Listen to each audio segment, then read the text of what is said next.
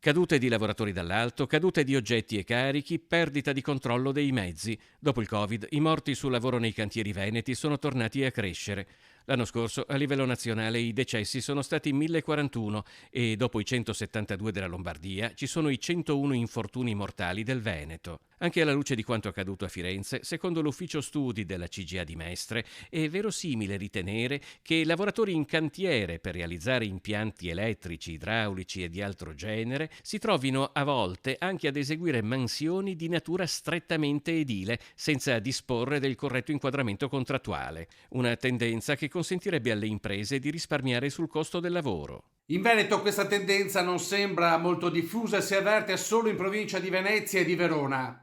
In pratica chi si infortuna o muore all'interno di un cantiere è sempre più spesso un lavoratore a cui non si applica il contratto dell'edilizia, ma quello dei metalmeccanici.